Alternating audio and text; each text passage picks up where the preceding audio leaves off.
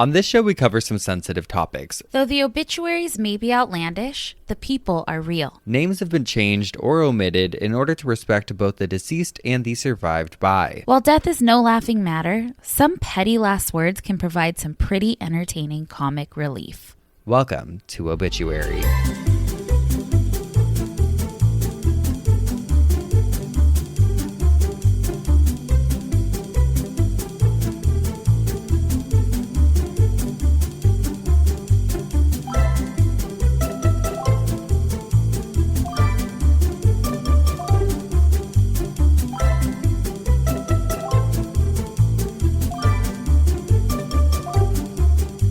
Welcome back to Obituary. I'm Spencer Henry. And I'm Madison Reyes. And we are coming to you live from our UFO Yes, we come in peace. and chaos.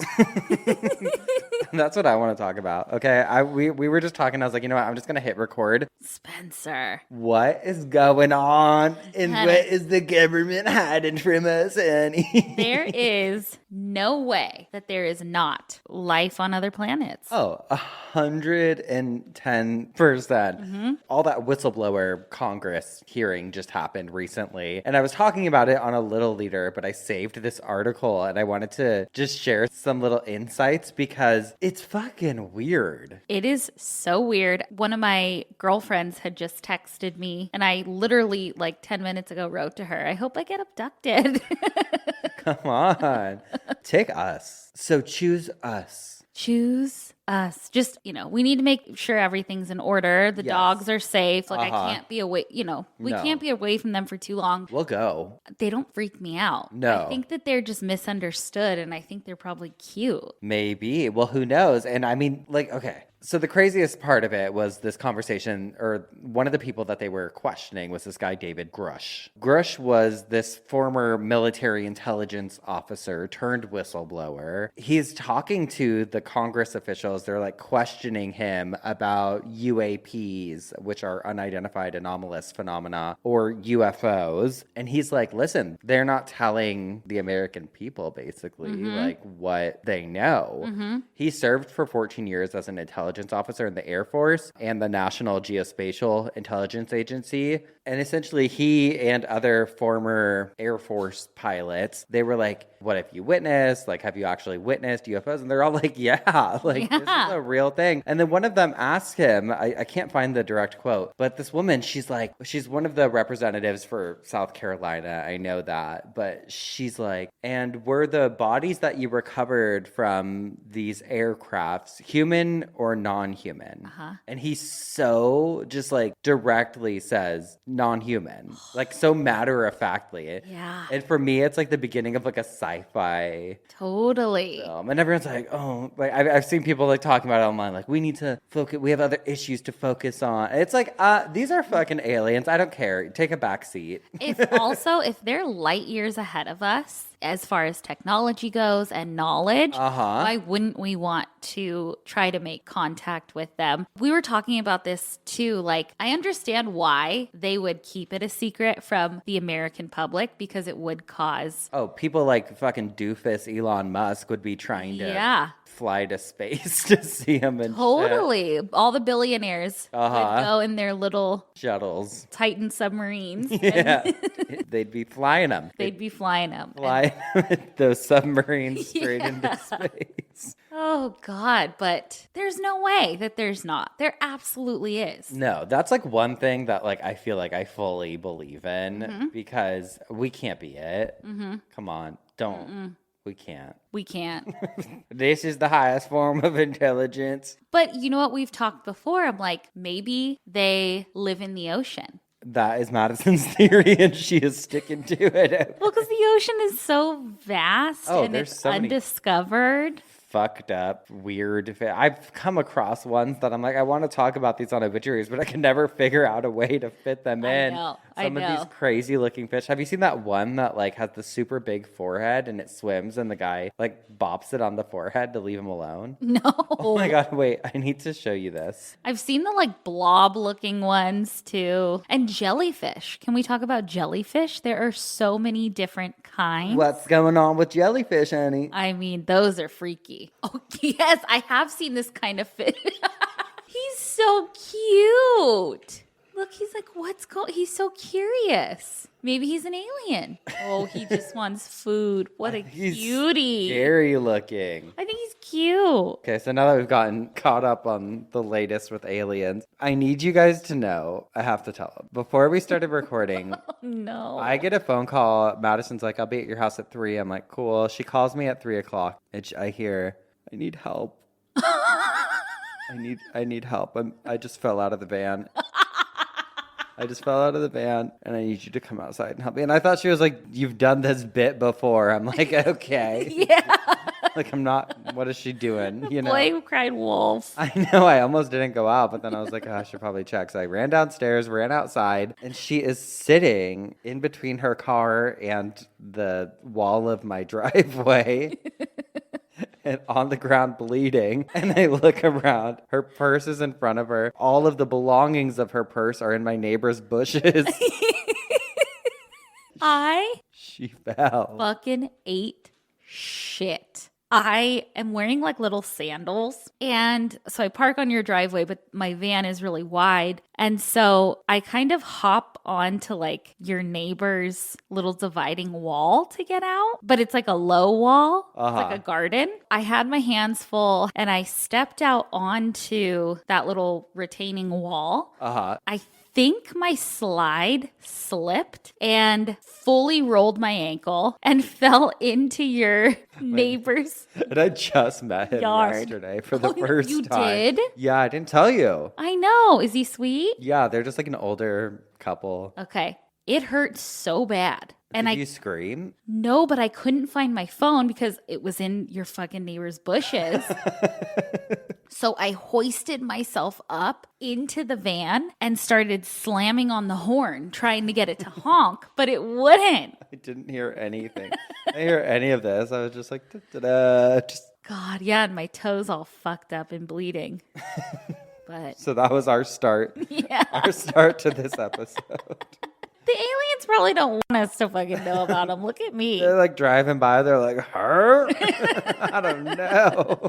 This is the most intelligent form of person on your Oh, no. human. I don't know. Oh, God. Oh, But you made it. We're inside. We're up in the office now, and we're good. Good thing I don't need a nurse. Are you transitioning to something? Yeah. Okay, all right. What you got? I have an email from a nurse and a Geoff. Nurse Geoff. Nurse Geoff. They say, hi, Spencer, Madison, Hot Dog, Doris, and Desi. I'm a long-time cult babe in Geoff since the beginning of the term Geoff. I love both podcasts, and your witty banter on Obituary keeps me entertained on my morning commutes. If your tour ever comes to Pittsburgh, PA, I know we are no filla, I will be there. Yes. I am a nurse, so I naturally have a morbid curiosity and an even more morbid sense of humor. Also, I was an English major before becoming a nurse, so I apologize for the wordiness and length of this email. In my many years working at the hospital, I have participated in many codes. I have felt ribs break while I do CPR, but I think so much less focus gets placed on what happens after the code when we have done all that we can and the patient still passes away. First of all, we never let these next steps be performed alone. We have each other's backs, we do this together, and we take tremendous pride in caring for the deceased patients and their families. We get a bin of warm soapy water and something called a post-mortem kit from the supply room. Usually in pairs, we remove any medical devices like IVs and catheters from the patient as long as there is no autopsy ordered. We bathe the body in warm warm soapy water and dress them in a clean hospital gown. We position them under the sheet so that family can say their last goodbyes. Once family is left, we apply the toe tag and place the patient in the body bag. We ensure the doctor has signed the death certificate, and then we accompany the patient to the morgue. We call core to notify in case there is possibility of organ donation. We notify the funeral home to arrange for pickup. After all of this, we may shed a few tears. Then we continue to care for our other patients. Random rant, my brother-in-law did try to claim that people were altering death certificates to falsify COVID death rates. This is extremely stupid. First of all, nobody with access to death certificates would benefit from that. It's mostly nurses. I'm underpaid by the hour. Trust nobody is giving me kickbacks to falsify death certificates. Also, the process of COVID deaths was incredibly difficult and time-consuming. Ain't no nurse doing all that if she doesn't have to. I think my most memorable experience was with a patient who was CMO, or comfort measures only. This means that there is no CPR or code.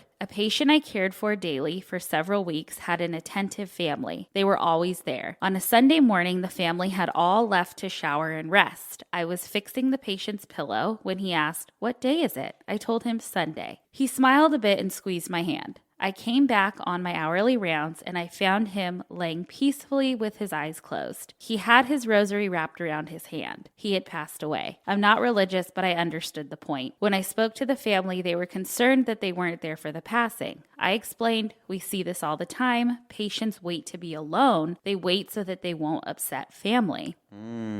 I do have one slightly less sweet story. My husband and I were driving, and the car in front of us stopped suddenly. A woman had walked over to talk to the driver. We were pretty annoyed, but we saw the issue. There was a woman slumped over the retaining wall, face in the bushes. Her legs were hanging from her hips, heels dangling out of her clogs. She was dead. What? My husband looked at me and said, "Should you go over there?" So yes, I should. I actually have to, legally. But come on, hubby, calling me out like that. My CPR experience is all in a hospital setting. I am way out of my comfort zone. Anyway, I am walking over to her and another car pulls up. A woman hops out and enthusiastically yells, "I am a nurse." Yeah, bitch, we all are. Relax.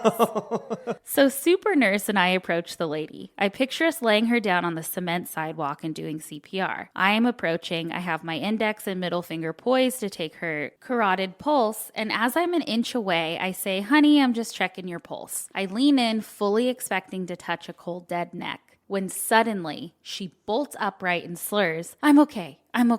Oh, shit. She starts to stumble down the street, heels settling back into the clogs. I may have screamed, but I think I actually just stared down the street after her in stunned silence. Super nurse looked disappointed. I lost a few years of my life in shock. Oh my God, I bet. So anyway, there's some insight about why I might listen to your podcast in Death and Dying. Thanks for your humor while still being respectful. I have major crushes on both of you. A faithful Geoff and cult babe, Kristen. Kristen, maybe we have crushes on you back. Maybe we do. Who knows? Crazy. Oh, that's the kind of shit that would fuck me up if I worked in some sort of setting where I had to deal with people who were possibly dead. Whether it's like a funerary position or like some sort of emergency technician. Right. The idea that they could just pop up, I'd hate it.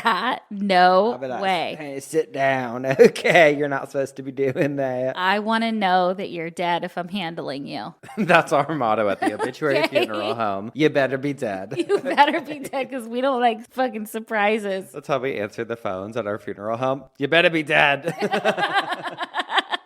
Oh, shit. Couple of assholes. Oh, couple of assholes. Couple of assholes. And this person wants to know, are they the asshole for not immediately telling their maternal family about their dad's death? Okay. My 19-year-old female dad died of natural causes lying on top of his bed. My brother, 15, was the only person living with him and called me on a random Sunday at 4 p.m. my time and 3 p.m. for him. When I picked up, he was very obviously shaken up and kept repeating, "Dad's not waking up. He's 100% dead." Oh my God, that poor 15-year-old. 15? Jesus. It was very unusual for my dad to not wake up as he was a light sleeper, so I calmed my brother down and told him to try splashing my dad with cold water. When he didn't respond, I immediately knew that something was wrong, so I told my brother to call an ambulance and call me back when they arrive. Sure enough, 20 minutes later, I get a call informing me that my dad was dead, and the paramedic was saying I needed to sign some papers since my brother's a minor. Issue is, I've been living in Sweden with my grandmother for the past year, so I instead call my brother, 22, and tell him that he needs to get off work. Now, this might be me overthinking for no reason, but I assumed they would need some time to process everything, both emotionally and legally, and that my brothers would call me when they were ready to start telling people. Just give me a heads up, you know? Apparently not. Not even 2 hours later, my grandmother called me and told me to open the door for my auntie because she had just come over. I thought nothing of it because all my aunts and uncles come over at random times with no notice, but when I got down there, I saw my two aunties and my cousin who was mouthing an apology to me. The first thing my aunts said to me was that they heard my dad died and they couldn't believe I'd done this to them. I was confused but just let it go and went back up to my grandmother's apartment. The second I walked in, my grandmother threw herself into my arms and started howling so loudly it genuinely upset me, and I can still remember the way it pierced my ears. She was screaming about how they loved me, but I clearly don't love them back since I could pull such a stunt. And in a direct translation, this move is not nice. I knew at this point that literally everybody would know, so the first thing I did was call my uncle, my dad's brother, so he could at least hear it from one of us instead of some random geezer my dad was friends with. Pause. Did they say 2 hours went past or 2 days? 2 hours. What? My uncle held a gathering at his house and asked for me to be there, so my aunties took me there, and I was first greeted by my mom's brother, who yet again asked how I could be so selfish and that I should be more considerate since they're my family. I'm just so confused because my dad was literally declared dead for 1 and a bit hours before this. Were they expecting me to get off the phone with my brothers then immediately run to them or something? I didn't grow up with my family in Sweden, so oftentimes they try to overcompensate by forcefully involving themselves in every aspect of my life. And I want to believe this is another one of those moments, but I wrote this just in case I violated some sort of family code I wasn't aware of. Okay, what the fuck? And it's the maternal family, so it's not the dad's family anyway? Yeah, the maternal family. 2 out? What? This 19-year-old girl just lost her dad. It hasn't even been 2 hours and you're berating her for not making... That is... What? That makes my blood boil. I think you should go the fuck away from them and... Yeah. What?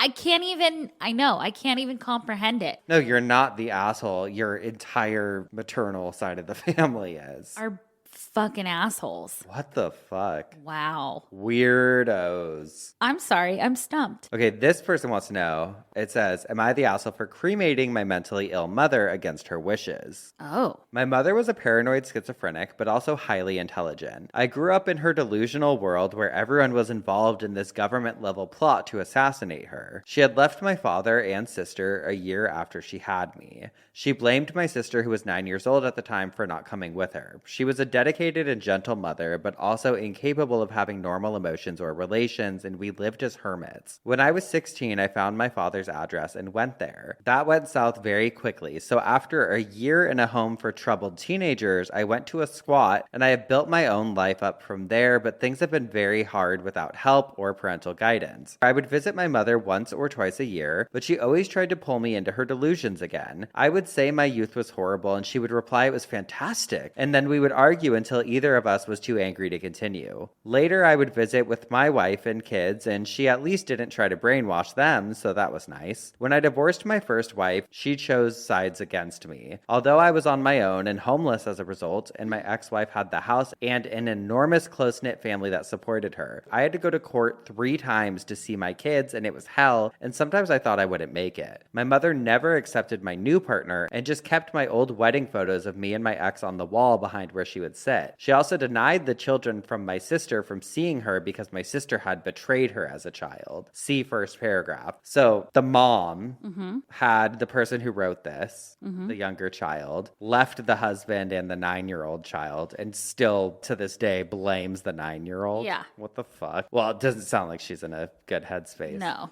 Because my mother lived on canned food, sugar, and coffee, her health declined further and she had to be taken to a care home. She'd been on welfare for her whole life, so I assumed she had zero money when the cost of a funeral would fall on me while I lived paycheck to paycheck, which freaked me out. Come COVID, and of course, she refused to get vaccinated and dies. I drive 2.5 hours, and the care home wants me to arrange the funeral because I'm the only close relative they know. I knew she wanted to be buried, and turns out there's 10 grand in the bank. The care home wants me to decide quickly because she's laying there dead and it's still during COVID. I knew a proper burial with headstone can cost anywhere between $6,000 and $20,000. So I rang up the cheapest, fastest funeral home I could Google and had her cremated a week later. It was a very nice and emotional ceremony, about 12 people, even during COVID, and everybody felt it was very respectful and fitting. I explicitly also invited my sister and her children, and it felt good to be all together. The funeral ended up being about $4,000. I split the remainder between me and my sister and our children. But lately, I've been getting more mild about everything. She was mentally ill after all, and there was enough money for a modest burial, so am I the asshole for cremating her? I mean, no, I don't think you're the asshole,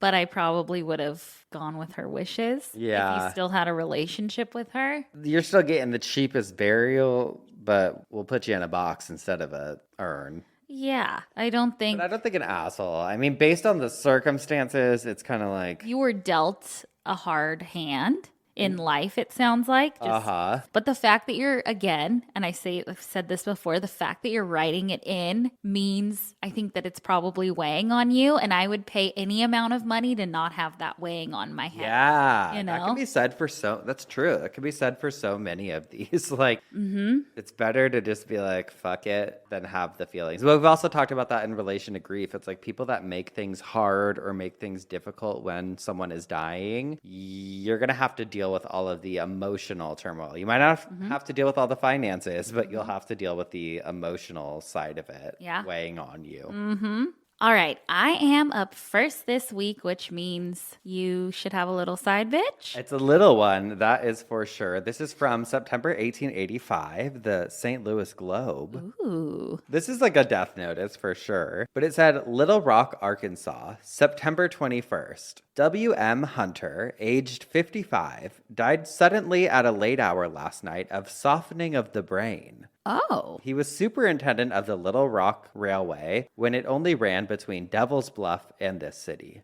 And that was it. What is that? Okay, so I looked it up. I'd never heard that term before. Never. And that's why I wanted to read it, because I looked it up and apparently it means mental deterioration, especially senile dementia, supposedly resulting from degeneration of the brain tissue. Oh, wow. So, softening of the brain. It was softening of the brain. A new obituary term. Yeah. They really do tell you everything.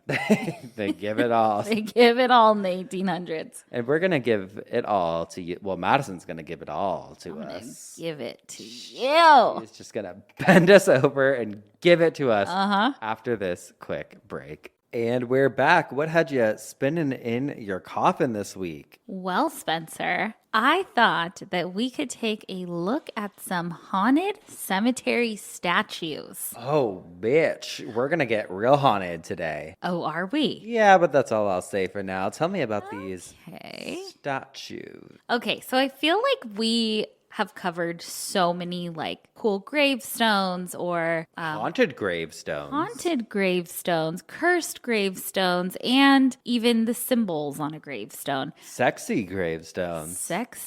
Ooh. Seductive gravestones. Broken ones. Ooh.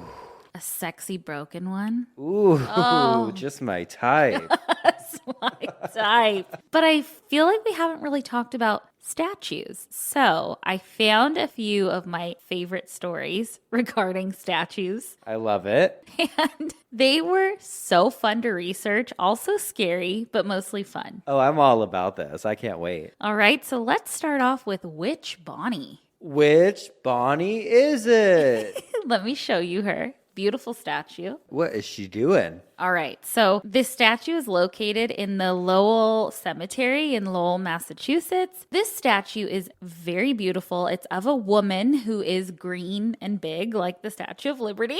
Her arms are outstretched, and it looks like she's holding like a blanket out across the back of her body, and it's draped on her head as well. And Cape of sorts. like a cape, exactly. Her eyes are now just like black holes, but she's looking up and she has a very loose fitting dress kind of draped on her. She stands on top of a large tomb with 4 deceased people inside of it. Now, there are a few different stories. One of my favorites revolves around her dress that she's wearing. So this dress itself is long and flowy. Like I said, it's literally like draped on her, and the straps are kind of falling off her shoulders and her chest is exposed. Not her boobs, but almost. Welcome to our seductive podcast, I guess. Well, it's about to get more seductive because legend has it that when October hits, her dress starts getting lower and lower. And by Halloween, it's around her fucking waist and her statue titties are out. What? Yes. Wow, we were just talking last night about what kind of girls we'd be into if we were into girls. Big titties. Sounds like she's just our type. I know. God, we're perverted old men. Yeah. On Halloween, her ghost is supposedly free to run around until the day is over when she has to go back and is imprisoned for another year in her statue. American Horror Story. Remember they're like allowed to leave the house in one of, I think it was one of the recent seasons. Yeah. Like, they can leave on Halloween. Uh-huh, exactly. Other stories say that she was a witch and she was hanged at the witch trials, and that she said that she would come back and kill all of the families that condemned her. And on Halloween, she goes out searching for them. As she should. I know. You know, if there's one thing we support, it is revenge. Especially on a witch trial. Uh-huh. Are you kidding me? So I found that the witch Bonnie was actually a real person named Clara Bonnie Lilly. She was born in 1855 in Lowell and died in 1894. She met and married a man named Charles in her 30s, and they had a daughter together, and they named her Clara as well. She died of tuberculosis at only 39 or 40, and her family was devastated, so they built the huge tomb where the statue stands. Oh, wow. Mm-hmm. She, her husband, her mom, and her dad are all buried in that tomb. So she was a real person, but many people report weird things happening to their electronics when they're around her, and even teams of ghost hunters report picking up weird energy emitting from her statue.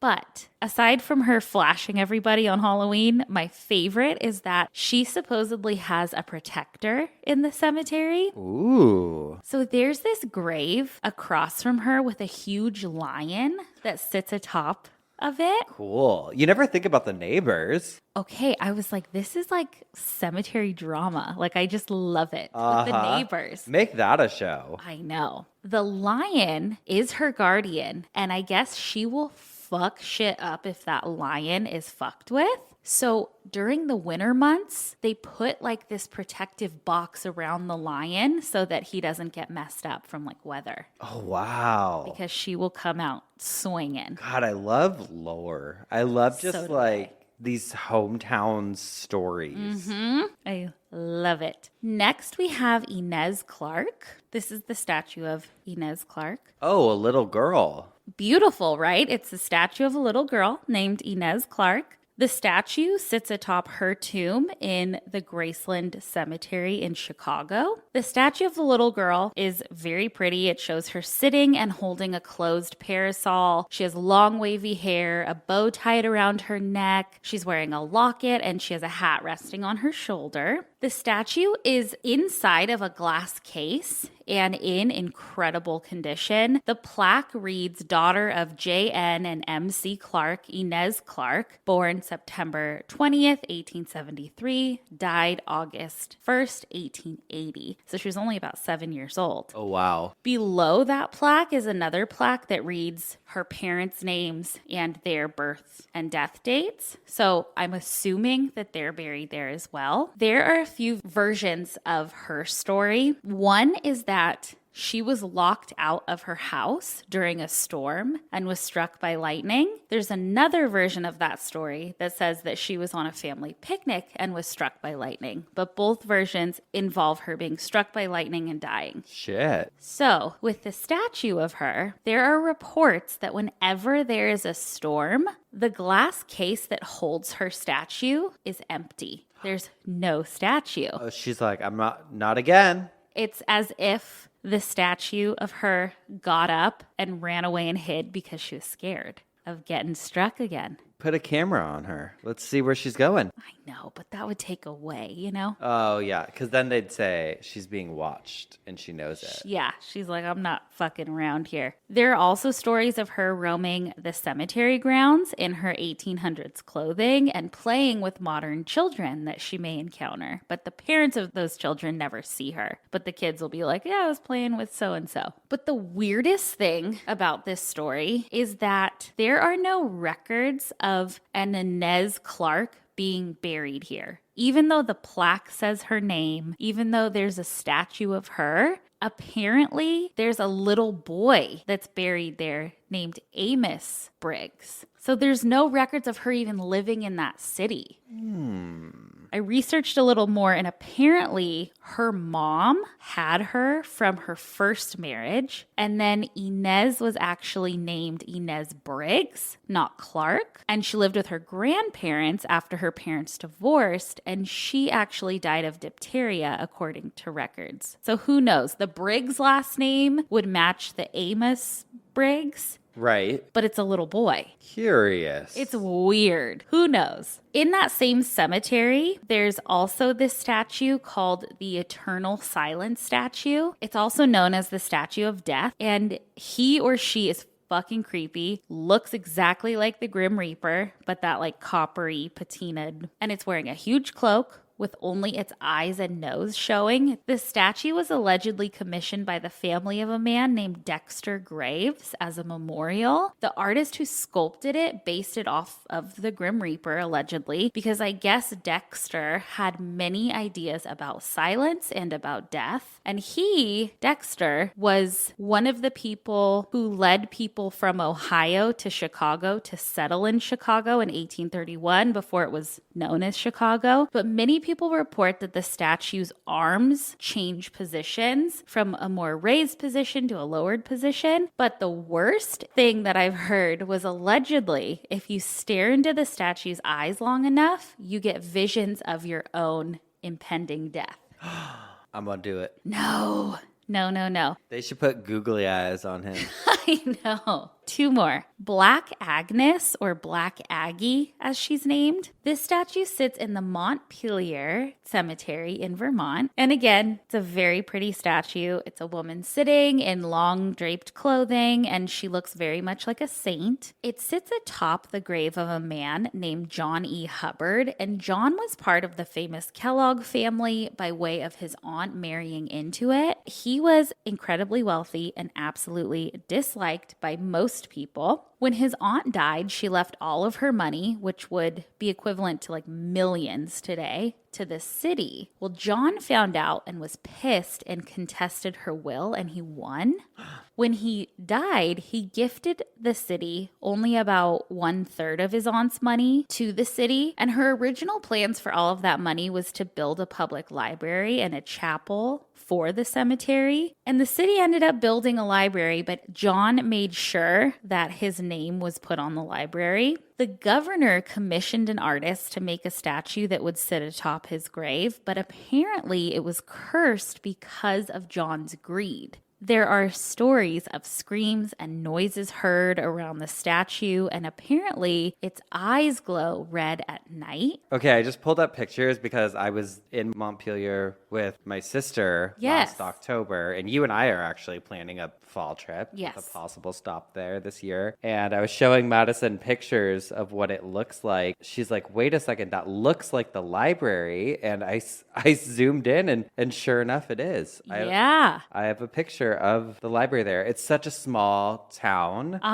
We walked all around it. It's beautiful. It looks like just painting. It looks like a storybook. Most of the towns in like New Hampshire and Vermont that we went through, I feel like were that like it looks like a storybook or like a Halloween movie kind of vibe. I'm excited to take you to that area this fall. Yes, I cannot wait. So the local legend around Agnes is that if you sit on her lap during a full moon, you'll die or be hurt shortly after. Yeah, you're going to fucking fall off. There's allegedly a story of 3 teenagers, and this is like a decades-old story. They went into the cemetery and they dared each other to sit on her lap, and they all did it. They all sat on her lap, and a week later, one died in a car accident, one drowned, and the other broke their leg.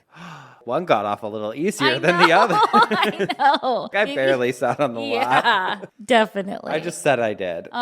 Exactly. Okay, so my last statue story is one that I've been wanting to talk about for so long. Spencer, you can attest. Every week I'm like, I'm going to talk about them, but I feel like I could never fit them into a story I want to. Is it the terracotta soldier? Oh my God. It's the terracotta army, baby. She has been talking about this for a year, probably. Like, you know what I want to cover soon is, like, okay. It's fucking terracotta army. I've thought about just covering it because it's taken away from you. Oh, God. Well, here we are, the grand finale. Let's hear it. Here we are, the grand finale. So in 1974, farmers in China were digging a well. They were drilling through layers of soil, some of it like red soil and earth. They were at about 6 feet deep digging this well when they started finding ancient-looking relics like arrows and crossbows and pieces of terracotta. Well, the pieces of terracotta, they noticed, formed into a life-size warrior. This is so crazy. Like, you guys have to see the pictures of this. Yes. It's crazy. It is wild. These farmers called the appropriate people, and soon a whole excavation team of archaeologists came out a few months later. What the archaeologists discovered was absolutely incredible. They found the mausoleum of the first emperor of China. But what's even more incredible is that guarding the mausoleum of this emperor were 6,000 life-size soldiers made of terracotta, 100 chariots, and 600 terracotta horses. God, I don't know. The pictures are breathtaking, and to know that they were so old. Well, underground. I mean, this was farmland. Yeah. Nobody knew that this was sitting underneath them until the 70s. And this dates back to 221 BCE. Insane. What's crazier, like, just so you can picture or like try to understand the magnitude of how big this was, if you were to like drive around it, it would be 40 miles. This thing was humongous. The emperor's tomb, though, surprisingly, is actually still unexcavated. And I don't know if it's a respect thing or why they haven't excavated it, but I do know that it's extremely dicey to even go and excavate the terracotta army because there's booby traps set. Damn, and they're from 220 something? Blow your fucking head off. Oh my God. History.org says more than 700,000 convict laborers from the world. Your computer's even done. My Siri came on my computer and said, go ahead. More than 700,000 convict laborers from the world were sent there. They dug through 3 springs, poured in liquid bronze, and secured the sarcophagus. Houses, officials, unusual and valuable things were moved in to fill it. He ordered artisans to make crossbows triggered by mechanisms. Anyone passing before them would be shot immediately. They used mercury to create rivers. Like moats, kind of? Yeah. And then it says, wherein the mercury was circulated mechanically on the ceiling where celestial bodies and on the ground geographical features. It's just, you have to see pictures of it. But these statues were listed in an article as cursed or haunted because the farmers and the village at the time all felt like excavating this would bring bad luck. Leave them alone. Don't fuck with it. It did bring bad luck, but to the village and the farmers, because they did not see a dime of money for being good Samaritans and calling and being like, hey, I think this might be a relic of some sort. Like, we want government officials to know, you know? And then the government seized the land and demolished the village and put up fucking like gift shops and a museum. Oh, shit. So they took their land away. Mm-hmm. Damn. So there you have it. God, well, I'm excited to finally know the story behind them because you told me about them before and I'd Googled to see what they looked like before. And that's how I know what they look like right now. But it's incredible. Well, the freaky thing is that all of them look different. All of the statues' faces are different. Oh, it's like they base them all individually off people. Mm-hmm. Wild. Mm-hmm. Oh my God. So there you have it. There we have it. Well, we're going to take a quick break. And when we come back, we'll see what had you spinning in your coffin, Spence. Yes, ma'am. We'll be right back. And we're back. Spencer, what had you spinning in your coffin this week? All right. Last week, I gave the lowdown on estate sales. And on another recent episode, I covered haunted eBay. We loved it. Oh, I loved it. The GFs loved it. We actually got so many emails about that episode. And first of all, somebody wrote to us and said, I have a collection of creepy dolls. Look at these pictures while I show you. Whoa, those are creepy. Scary. It says, hello, Spencer and Madison. Well, actually, it said hello, Madison and Spencer. I just feel really self-important today. I guess I had to say my name first. I'm Amber. You can say my name. I actually got to meet you guys at the Chicago show, which was phenomenal.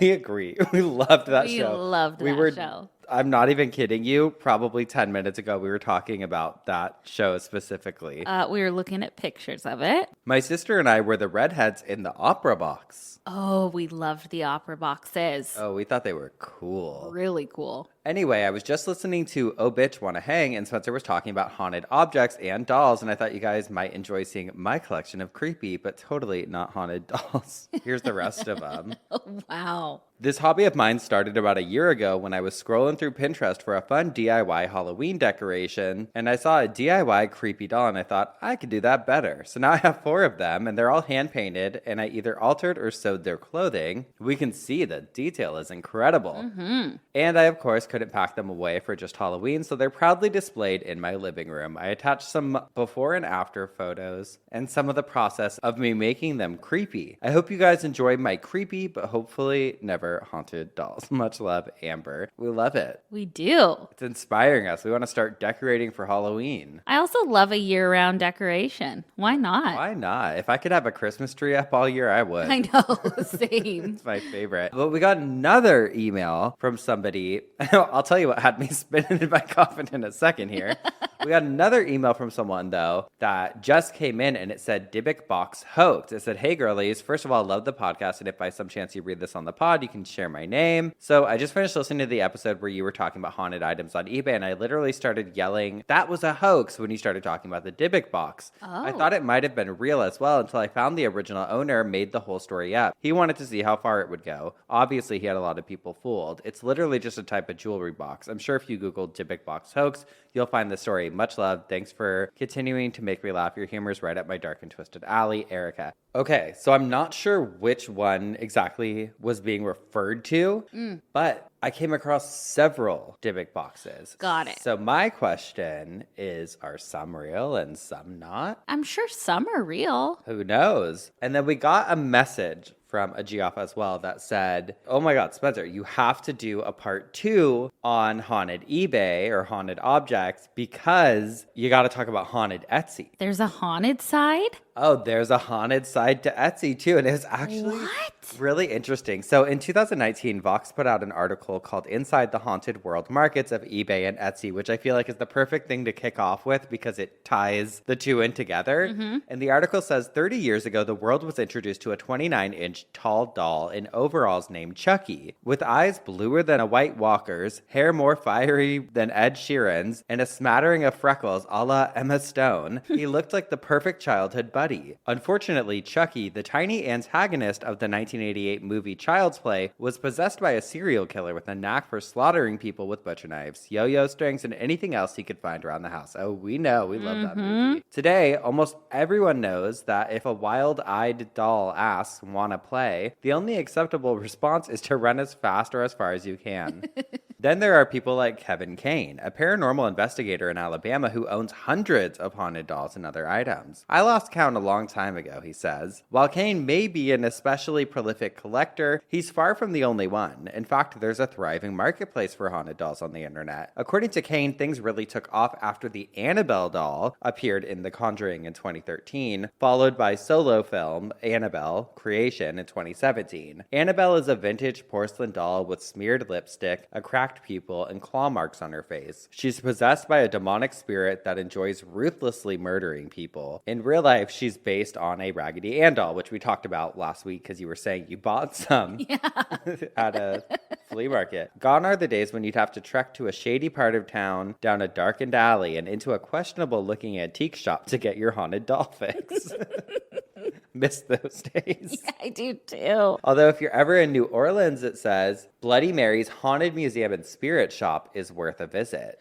We should go. It says Etsy lists thousands of dolls purportedly inhabited by everything from evil witches to judgmental spirits that might call you fat, to young children and fairy spirits. If a doll calls me fat, they're getting fucking thrown into the wood chipper, okay? The second that doll starts talking shit, Yeah. you're out of here, okay? So eBay we already know about, but the article mentions this seller named Cat Blowers, whose Etsy shop, Fugitive Cat Creations, specializes in haunted dolls. That Geoff who makes the dolls should just come up with the backstory. You could probably sell them for $100. I know. The seller says best sellers tend to be inhabited by female spirits that have some sort of empowerment angle. We have a lot of goddess-type spirits or women who have survived terrible situations and thrived. She also sees a high demand for witches around Halloween and leprechauns near St. Patrick's Day. While there are con artists looking to take advantage of uneducated buyers, many haunted item purveyors hold themselves to what they see as high ethical and scientific standards. It cost us a fortune in tools, says Blowers. Whenever she acquires a new doll, Blowers and her husband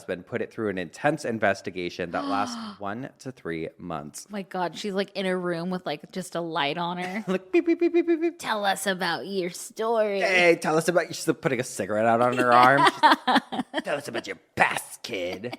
The doll's like, you're fucking fat. Yeah.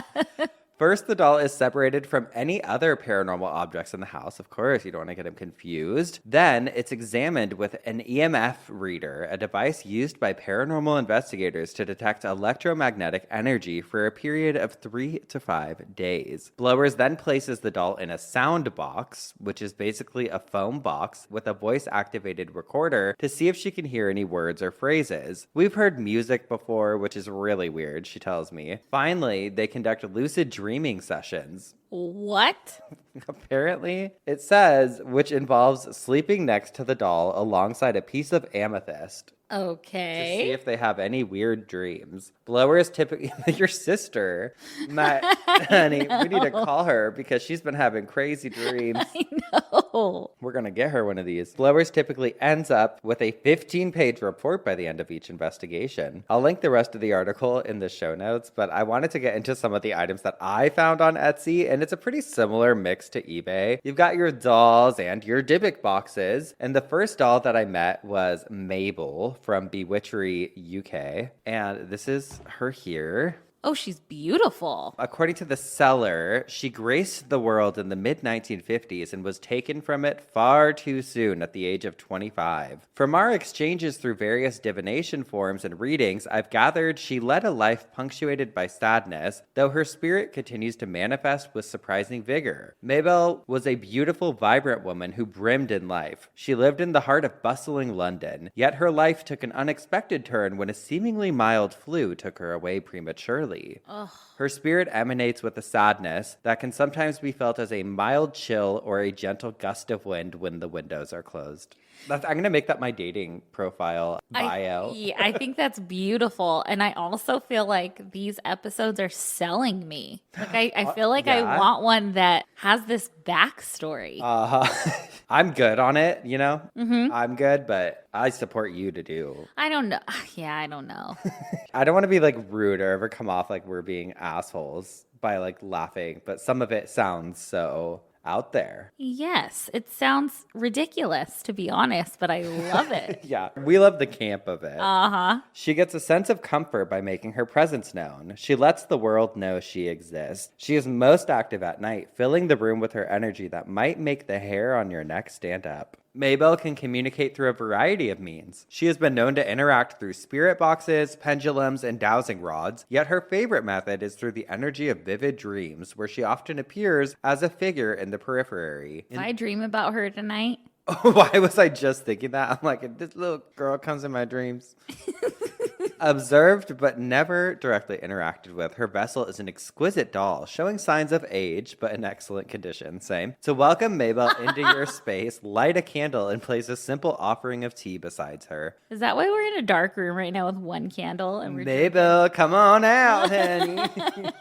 And then I found Marianne, and she looks like you. This doll. Bitch. No, I'm serious. Okay. I'm not kidding. To be honest, I think she really looks like you. We're going to post a picture of her, and I think people will agree. Like when you're like dolled up. Uh-huh. Yeah, I see it. I see closer up. Yeah, for sure. Now, Marianne has quite the story. She is the spirit of a 10-year-old girl who tragically passed away in the cold winter of 1895 due to a severe case of pneumonia. She is not a malevolent spirit. Simply a child, lost in the veil of the afterlife who seeks friendship. Aww. I've communicated with her using most forms of divination and given her a reading. When she's active, you may get a sense of chill in the room and hear soft whispers of a child's voice at night. She will respond best to rods and pendulum. By way of further activity, a shadow may pass from the corner of your eye. Nope, that would scare the shit out of me. And you may often feel the need to look twice at her vessel, as she has been seen blinking or moving subtly. To communicate with Marianne, you would need quite a bit of patience and the right atmosphere.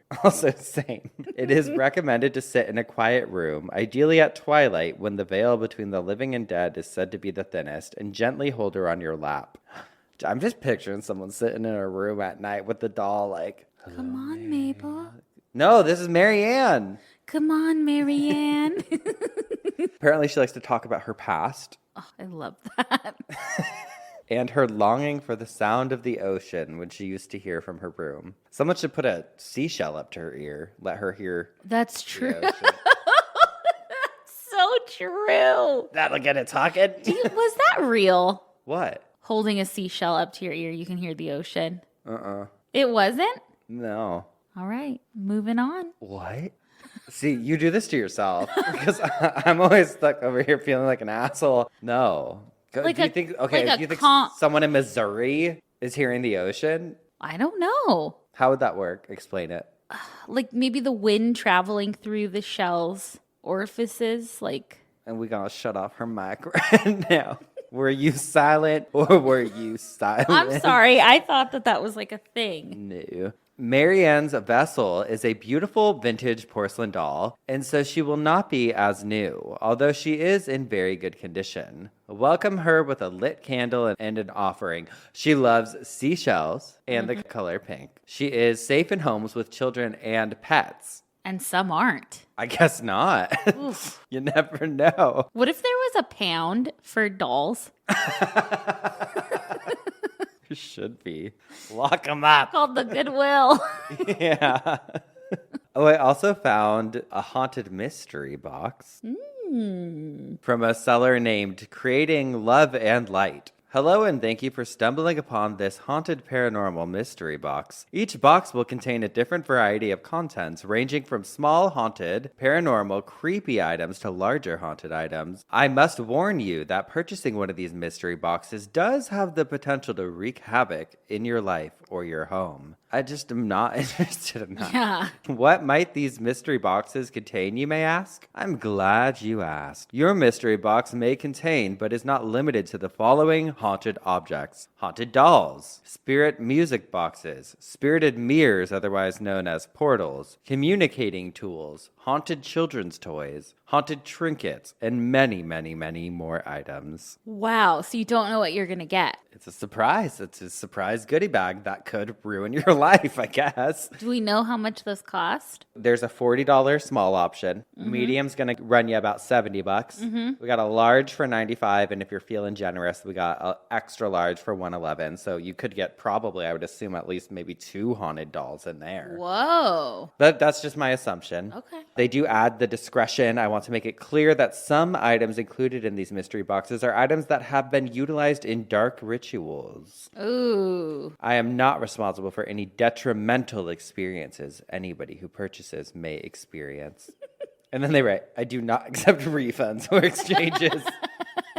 I feel like some people probably go thrift shopping, get some of the cheapest shit they can, throw it in a box. Oh, for sure. But either way, I feel like putting scary energy around it. I don't like it. I don't like that either. And also, either way, it's like they're providing a fun, creepy experience for people. So I like it. Yeah, no, I like It that. doesn't feel scammy. No, I think everybody knows, right? When you go to buy a haunted doll online, you never know what you're going to You get. never know. Okay, but I wanted to read about someone who actually bought a haunted item, and luckily somebody wrote a BuzzFeed article that said, I bought a haunted doll from eBay, and now she's my friend. Oh. This is by Joanna Borns. They wrote, a few months ago, a very haunted laptop went up for auction on eBay.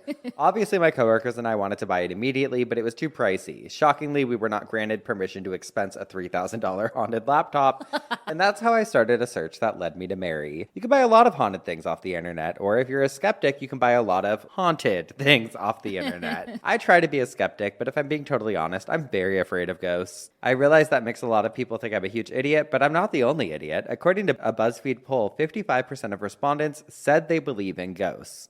Actually, I want to know how many geoffs believe in ghosts. Comment a ghost emoji if you believe in ghosts. And then a coffin emoji if you don't believe in ghosts. We're going to do our own research here at the Obituary Science Center. Do you believe in ghosts? I don't know what I believe in ever. I believe in like spirits. I've talked about it, like I believe in energy, but I don't know. Yeah. It depends on the day. Some days I don't believe in anything. Yeah. You know, me and your mom are the same way. Yeah. No, I know. And then some days I'm like, yeah, I believe in some. Like, because we've talked about this a million times. Like, I feel like you can walk in somewhere and be like, ooh, this room does not feel good to me. Or there's those like at the Battle of Gettysburg or whatever, like that field where the battle took place. Yeah. You can see like spirits, but it almost looks like they've just been stuck there and they're replaying. It's like, I forgot the right term for it. It's called something. You should do a coffin spinner on it. I know. Are we in our paranormal? Yeah, I don't know. We just went really haunted. I don't know what's going on, actually. This will probably be the last haunted one for a while. Anyways, they went on to say, I decided to buy a haunted doll, but I had to choose the right one. While browsing eBay's vast selection, I learned a lot about the doll collecting world, as did we. I knew I wanted to find a doll that seemed haunted, but not too haunted and definitely not scary looking. That's when I came across Mary. She didn't look horrifying. The eBay listing insisted she was a positive spirit, which seemed nice. There was also an incredibly detailed backstory about how the ghost anchored to the doll was a teenager in the 50s who lived in Ohio and liked to paint. I feel like a lot of these dolls have backstories in the 50s. How did the seller know this? Well, naturally, the ghost of Mary came to the doll's owner in a dream and revealed the information. The listing stated that if you bought the doll, she would come to you in your dreams too. I was sold for $33.99. Do I really think all haunted dolls on eBay are actually haunted? Probably not. But would I keep one in my home? Hell no. Okay, so this person's like us. I had Mary shipped to my office. Oh, smart. On the day she arrived, my coworkers looked on with skepticism as I unboxed my new haunted doll. I immediately felt like I had to treat her with respect or risk the wrath of a ghost. I feel bad she's wrapped in bubble wrap, I said as I freed her. It's a doll, replied a coworker, who would likely regret taking that tone with Mary, the haunted doll. The doll smelled musty, wore a tasteful plaid dress, and had some weird yellow gunk on her eyes. My coworkers were largely not thrilled to have a haunted doll in the office. I sent an email reminding everyone not to touch my haunted doll. My warning was promptly disregarded. I'm not sure what part of don't touch haunted dolls is so difficult to understand, but people couldn't quite grasp it. Needless to say, people started moving the doll and took selfies with it. And then they screenshotted the email they sent to their team at BuzzFeed, and it said, "Hi everyone, I've brought a haunted doll into the office for a post. Her name is Mary, and an eBay seller I got her from said she's a positive spirit. That being said, please don't move her because it could interfere with the highly scientific observation of her haunted activity. Please do tell me if you experience any kind of haunting. Thank you for your cooperation in this serious matter." And her coworker responded, "Joanna, what the fuck?"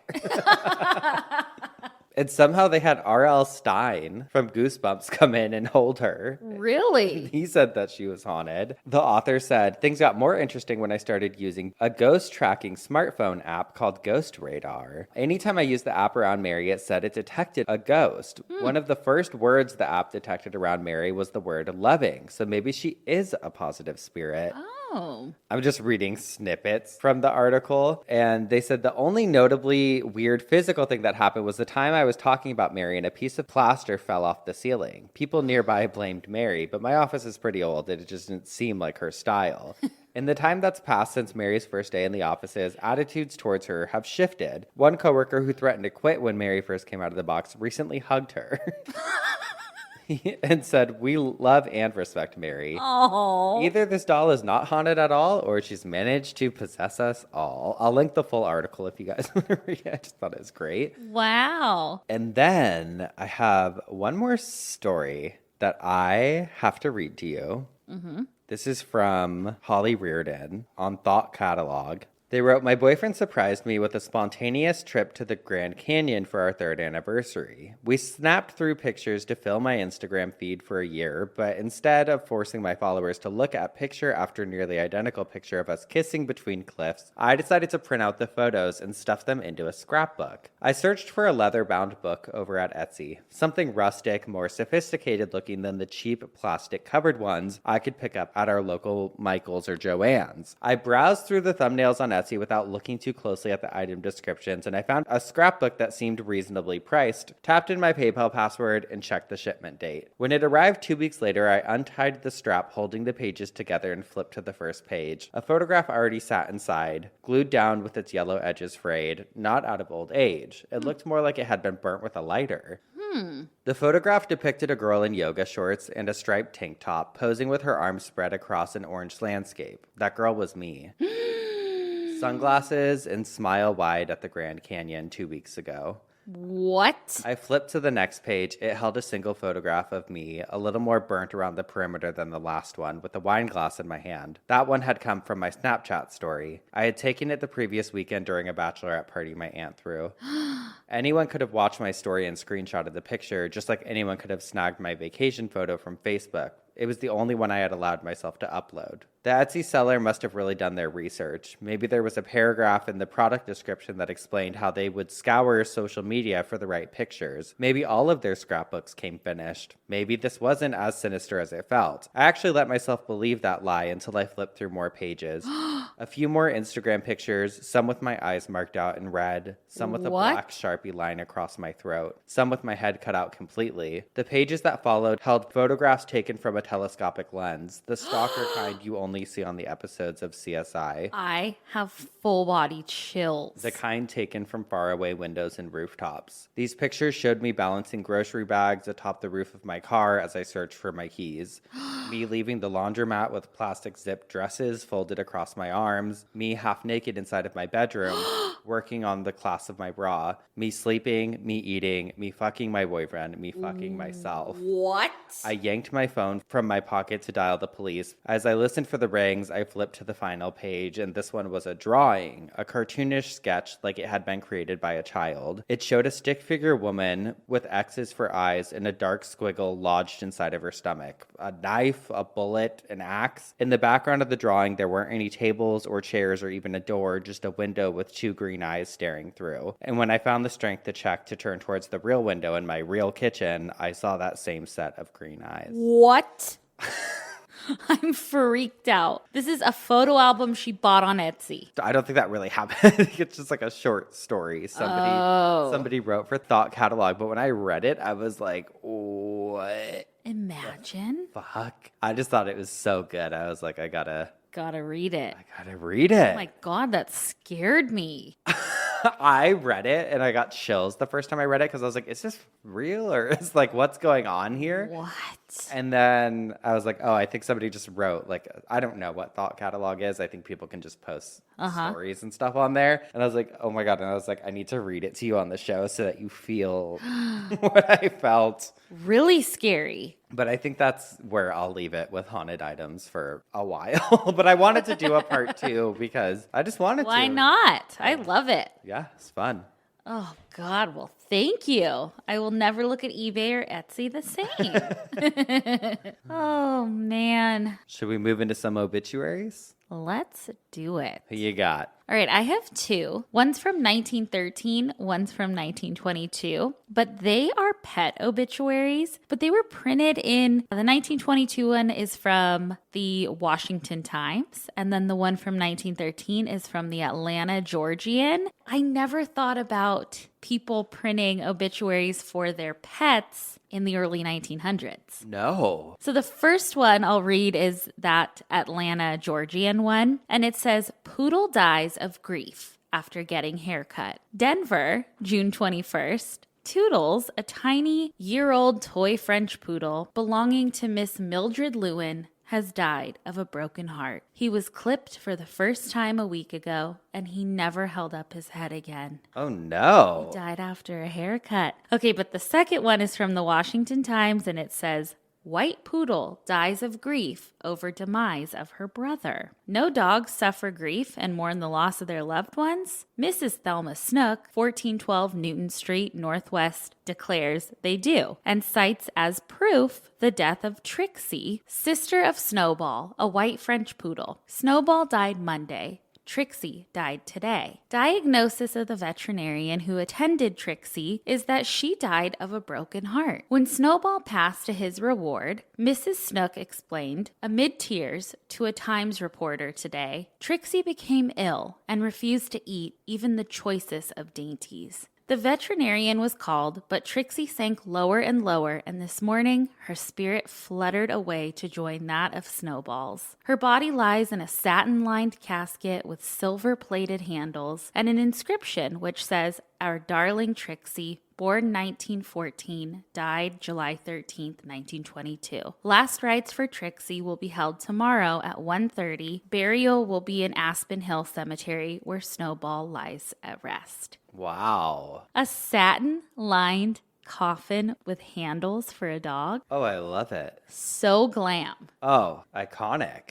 Iconic. So that's who I have this week. What about you? I have one. Okay, so I actually found this. Somebody had uploaded it to Reddit. It's an actual newspaper clipping, and it's really interesting. It's an obituary from rural Tennessee in 1871. Mm-hmm. When I was first reading it, I was like, okay, is this like kind of like problematic? But it actually seems very progressive. Okay. You'll understand. So it says, death of a man-woman. Mr. Samuel Buck, an eccentric character well known in the vicinity of Ohio, died recently near the village of Conneaut at an advanced age. He is represented to have been a man of good family and with a fair education and natural abilities, but possessed of a strong passion to ape the manners of the opposite sex. For many years he had lived alone, and with surprising facility, he performed all the duties of a housewife and farmer at once. Oh my God. In the morning, he would don woman's attire, which became his delicate person well, prepared breakfast, ate, and having put the house in order, would unpin his chignon, exchange his hoop skirts for trousers, and go out to plow or chop wood, as the case might be, till noon, when he could appear in the role of a lady cook. Wait, okay, I thought you were saying like, oh, he acted like a woman because he did all of these things, but no. He actually... He would wear women's clothing. And like, well, I guess I should say they because we don't know. Yeah. Would wear women's clothing in the morning, but then would dress male presenting later in the day, but then go back for dinner. So they had specific gender roles for each gender that they were playing. I guess so. Okay. But we don't know what the situation was. He was very fastidious in his tates, and when attired as a fashionable woman with his long, well-kept hair done up a la mode, he would receive and entertain company so gracefully and naturally as to deceive all except those who knew him, and always seemed quite unconscious that he was playing a borrowed part. I just thought it was somebody found that and uploaded it. I'm like, whoa, that's really interesting. It's cool because they wrote about it not in a judgmental way. Just, these are the facts. Yeah, these are the facts. And for 1870, we got to remember. Right. And of course, we can't say oh, this person was probably trans or this person was they could have just doing that. But I love, my favorite part about it was saying that he would unpin the chignon, take off the hoop skirts, throw on trousers, go out to chop wood. And then, I don't know, I just love it. I love the imagery it gave me. Totally. And from the 1800s. Yeah. That was really cool. That was a cool obituary to find. I don't think there's probably a lot in existence like that. But I think part of why you and I love obituaries so much, and probably so many of you as well, is because it's a way to learn about fellow humans. And I thought it was really cool to see how someone's life was depicted back then. I really, really liked that one. I thought it was cool. Well, we have we haunted our coffins. Oh my God, we sure did. And we've bitched our obituaries. I guess that means it's time for some dumb ass criminals. So I did the Florida Man challenge. Put your birthday in and see what comes up. Okay. And what came up for me last year on July 27th was Florida man charged with DUI after driving scooter into Walmart shelves. Oh, no. Now that is appropriate for me. This is from the New York Post. Don't drink and scoot. A Florida man was charged with DUI for allegedly zipping around on a motorized shopping cart while wasted in a Walmart. Oh. Aaron Gregory, 39, swerved through the store in Melbourne, ran into shelves, and nearly mowed down customers on Sunday. When police were called to the store, Gregory was allegedly hauling an open bottle of Smirnoff vodka inside a backpack in the basket of the scooter. He had glassy eyes, smelled like alcohol, and refused to take a breathalyzer test, police said. The booze hound on wheels was arrested for DUI, disorderly intoxication, and possession of an open container. Oh my God. Did he have an excuse? No. Well, I don't know. I think he was just wasted. Okay, well, I got a wasted guy too. This is from Casper, Wyoming, 2017. The cops arrest this guy for public intoxication after the man claimed that he had traveled back in time to warn of an alien invasion. Oh. Casper police say the man they encountered at 10:30 p.m. on Monday claimed he was from the year 2048. Sounds right. Sounds right to me. KTWO-AM in Casper reports that the man told police that he wanted to warn the people of Casper that aliens will arrive next year and that they should leave town as soon as possible. He asked to speak to the president of the town, about 170 miles northwest of Cheyenne. The man told police he was only able to time travel because aliens filled his body with alcohol. Oh. He noted that he was supposed to be transported to the year 2018, not 2017. Oh, no. So, you know what? He got sent to the wrong year. And I can't wait till those aliens, we find out that is exactly what happened the truth. to this man. I believe it. Oh, God. So that says, well, we didn't have time to go to the P.O. box. We've had a wild week over here, but we will get to it soon. And we're so excited to see you guys next week at our live show. Oh my God, I can't believe it's almost here. Almost here. We are so excited. If you want to stay up to date on all things, go to obituarypodcast.com. Subscribe to our Patreon, you guys. We put little videos up there and just a whole bunch of fun stuff. Patreon.com/cult leader. Yes, ma'am. But that's it for this week. We'll see you next week with some more coffin spinners, obituaries, and dumb ass criminals. Goodbye. Goodbye.